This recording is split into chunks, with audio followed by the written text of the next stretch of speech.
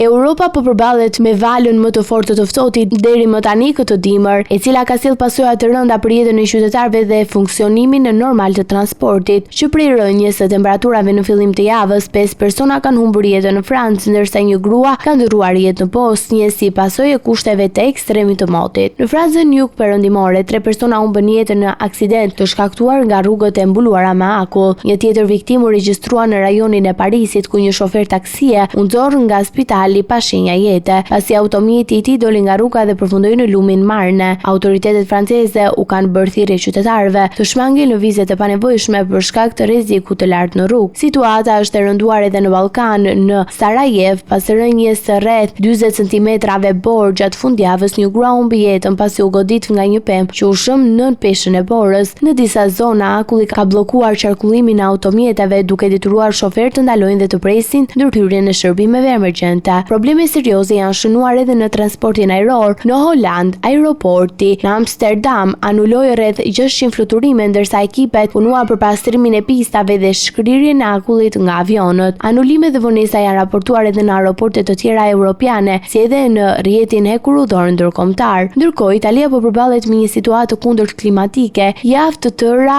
rreshe shiu kanë fryrë lumin Tiber dhe rritur rrezikun e përmbytjeve në Rom. Sheshi i Shën Pietrit në Vatikan ishte vetëm pjesërisht i mbushur gjatë meshës së Epifanis, ndërsa besimtarët u mblodhën nën çadra për të ndjekur bekimin e Papës. Në veri të vendit Bora ka mbuluar Bolonjën dhe zonat alpine, duke e sjellë në kushte të favorshme për turizmin dimror, por edhe temperatura nën zero për ditët në vijim. Në Britaninë e Madhe, vala e të ftohtit ka ulur temperatura deri në -12.5 gradë Celsius në veri të vendit. Bora ka shkaktuar ndërprerje të udhëtimeve rrugore, hekurudhore dhe ajrore, si dhe mbyllje të qendra shkollave. Në disa zona autoritetet kanë kërkuar ndërhyrje të ushtrisë për pastrimin e borës dhe furnizimet e popullatës të bllokuar me ushqime dhe medikamente. Situata mbetet problematike edhe në rajonin e Ballkanit Perëndimor. Në Serbi, disa komuna kanë shpallur masa emergjente për shkak të shirave të ndendura dhe rritjes së nivelit të lumenjve. Në Kroaci dhe në Maltezi, erëra të forta dhe deti i stuhishëm kanë shkaktuar dëme në Bregdet, ndërsa pamje nga Ada Bojana tregojnë valë të fuqishme që kanë përmbytur vila pushimi. Autoritetet meteorologjike paralajmërojnë se kushtet e vështira të motit do të vijojnë dhe gjatë ditëve në vijim, duke u bërë thirrje qytetarëve për kujdes maksimal dhe respektim të udhëzimeve të sigurisë.